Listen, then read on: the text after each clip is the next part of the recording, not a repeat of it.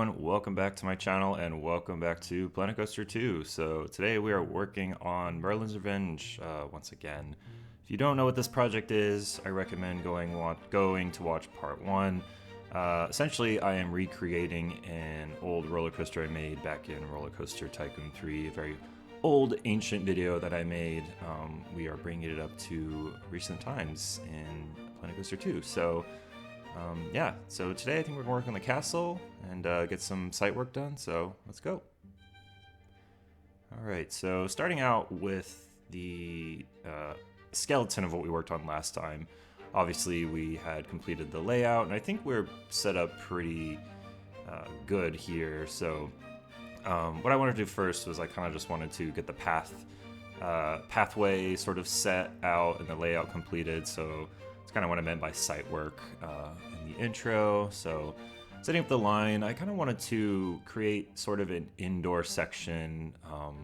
This area right here, the entrance, I guess, is going to be the main castle. So I wanted to kind of make a line where you kind of walk through the castle, kind of see some scenery and get a sense of the theme and, you know, get a little bit of an intro of the storyline. So, you know, that's what the main sort of queue, I guess, inside the castle is going to be. And then here you see me just kind of trying to figure out the layout of the castle. Obviously the castle is kind of going to be the main focal point of the ride. Obviously, like if you go back and watch my part 1, you'll see sort of the intro where I guess Merlin's Revenge ride that I made back then had the castle. You kind of walk in and there's a little bit of, I remember there's a little bit of pathway, a little bit of queue inside the castle I made before. So I want to do that here again. And yeah, I mean, the castle, the idea is it's sort of like a 3-tiered castle, I guess. So you have the first tier, which is sort of like the first layer. You have kind of a lot of like the, it's like, I guess, defense. I don't know what you call those, like little, they're like little grooves where I guess archers will shoot through. You have the second tier where you have like more castle, and you have the third tier, which is going to be like the main sort of towers. But funny story, actually, when I went to go build the castle, I was like, all right, I'm ready to do it. And then when I looked at all the pieces, like, wait, I don't have any of the fairy tale pieces. This is the ones that I wanted. And then I realized I guess the pieces haven't been released yet, so I had to wait till Update 6 came out.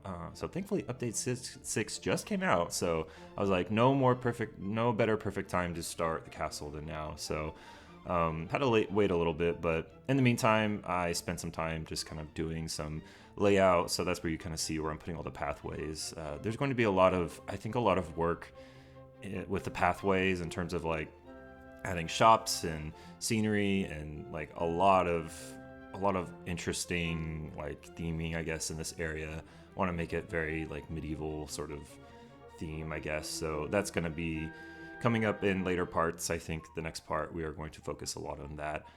This part I want to do all the fun castle stuff, so that's what we're doing.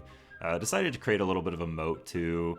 Just sort of adds a little bit more realism, I guess. A lot of castles have moats, so I decided to just kind of go ahead and do that myself. Not a castle expert in any way, shape, or form. This is all just kind of going off of what I know and looking at pictures. So there's no rhyme or reason for a lot of things. I'm not like, it's a theme park. The theme is very loose here, and that's kind of what my main goal of this castle was. Like, obviously, I'm not gonna make it as themed as Disney. I don't think anyone can top Cinderella's castle. Like, that thing is incredible and architecturally like just a complete marvel.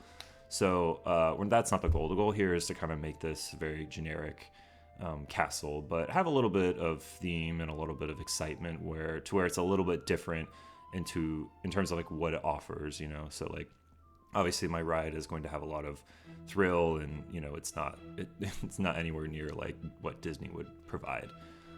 With that said, though, I did want to include a little bit of theming, so that's kind of what I'm doing here. I'm adding, the queue is going to be very, I guess, like loosely themed to like medieval castles or whatever, so I'm going to add some statues and windows and I don't know, whatever is in a castle, I guess.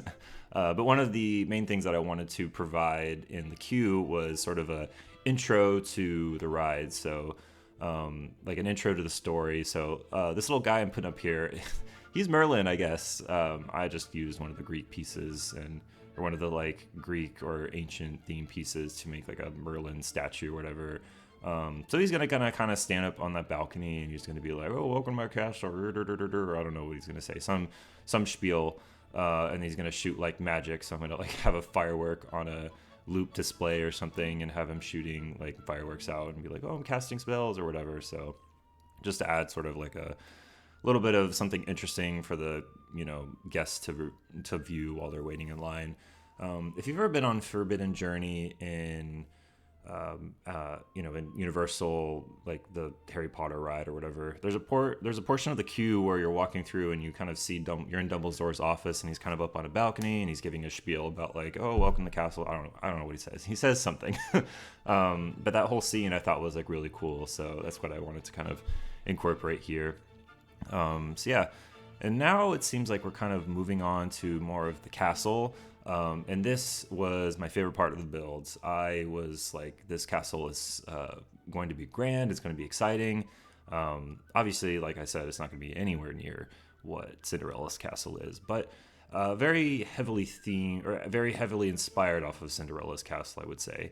And the reason for that is actually kind of, I generally like to keep things sort of differentiated from castle to castle, or I mean, like, my castle to castle, I don't want it to be the same thing, but it's kind of interesting. It's very much going to look like Cinderella's castle because when I built that ride, when I was 14 or 13 or whatever, I used a custom scenery set that was for like Disneyland's Magic Kingdom or whatever. So in that custom scenery set in Roller Coaster Tycoon 3, they had all kinds of like pieces that were meant to build the Cinderella's castle. So I was like, "Oh, I'm just going to build my own castle." And a lot of the pieces, if you go look at the building that I showed, or the castle I showed in part 1, it looks like Cinderella's castle because I was just using all those custom scenery pieces. So in turn, this castle is going to look similar, but generally not going to be the same. Tried to give it some of my own twists in terms of like adding extra certain details in certain places to make it not have to match that completely and just kind of be a generic sort of fairy tale castle. So that's kind of the main goal here. Obviously the color tones are a little bit different, and the layout, like mine is actually 3 tiers like I said before, so we're working on the 2nd tier right now. But the one in Florida is like, it looks like it was mainly 2 tiers with maybe 2.5. I'm not quite sure. But the main tower is definitely like a lot more grand and taller than I'd say what I'm about to create here. So, but also kind of with that, to make it sort of unique, I decided to have the roller coaster actually run through the castle. In my original design, if you go back and watch that video, there is no interaction with the castle in the roller coaster. Actually, just kind of just shoot out of the castle, and that's the interaction. I wanted to build I wanted the ride to go through it, so that's kind of what we did here. And it's funny because the actual like first inspiration for this ride that I had ever had, back when I was like 14, I remember I had watched a video. I don't know the name of it. I don't even think I was looking for it the other day, and I could not find it, but it was just this like magnificent creation in Roller Coaster Tycoon 3 where I don't know, this creator, he made this like extremely huge castle. I think he used like the same custom scenery pieces that I did, like the Walt Disney, I think it was Shy Guys pack. I am almost guaranteed it was Shy Guys pack. But anyways, he built like this crazy castle out of all of these like Disney castle pieces or whatever, and he had this like coaster running through it, and the ride probably went for like 5 minutes, and it was insane. Like every little inch was detailed, and this castle was just ginormous. So when I was 14, I was like, I want to do something like that. So I decided to kind of do my own take there. I had thought about actually like building a serious version of that, and like a big castle where I do something similar. So if you guys want to see me build a huge castle with roller coaster going around through it, then I would be more than happy to do that. So we'll see. But yeah, I remember just being so inspired by that, I wanted to build my own version, and hence why I built Merlin's Revenge. So yeah, a little bit of lore, I guess. So one thing I also kind of wanted to talk about is something important that a lot of theme parks, a lot of their sort of strategies in order to make their park or make their buildings look realistic without having to build a tall sort of structure is to employ a lot of forced perspective.